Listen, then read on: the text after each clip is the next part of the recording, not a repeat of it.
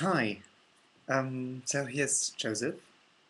I wanted to make a video about me fleeing Lebanon, following an advice of a friend.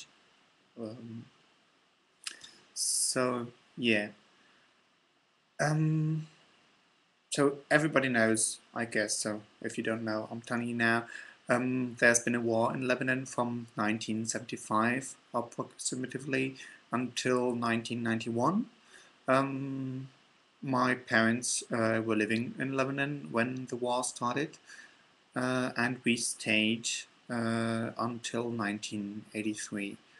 Well, not the whole time, but uh, we flew to Europe, my grandma's, or even to Switzerland for a few months when it got too dangerous in Lebanon. Yeah, so in 1983, we went to my grandma's in Germany, in Mönchengladbach, exactly. Um, and we stayed there. Um, my parents didn't know if it would have been for months.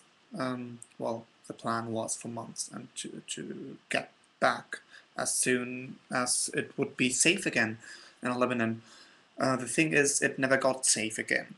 Um, so my father had to work in Paris because he's fluent in French. He's fluent in German too, but I guess as the relationship between Lebanon and France was much more intense than the relationship between Lebanon and Germany, and the help that France was giving to Lebanon was more important than Germany's help.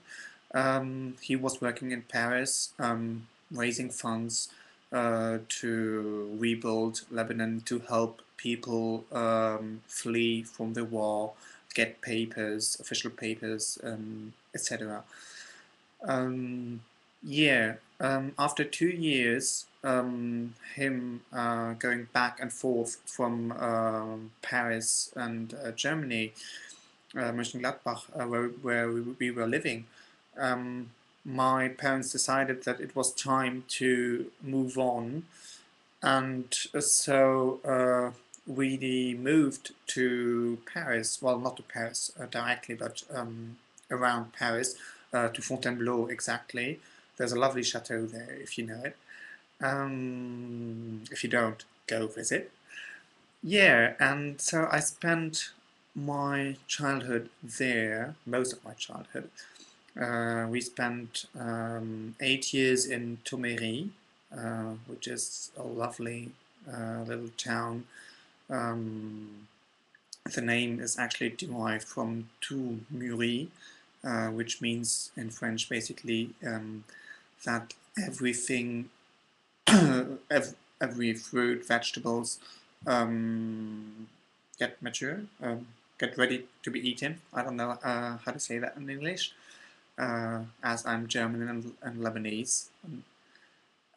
Yeah, and so basically we lived 6 years in Toméry and then 2 years, well, exactly 1 year and a half in Fontainebleau.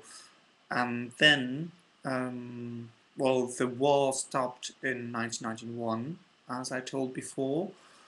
And in 1993, my parents decided that maybe it was time to go back to Lebanon. They wanted to check first if it was good, if it was safe. So they went for a few weeks there, for a month, I think, actually.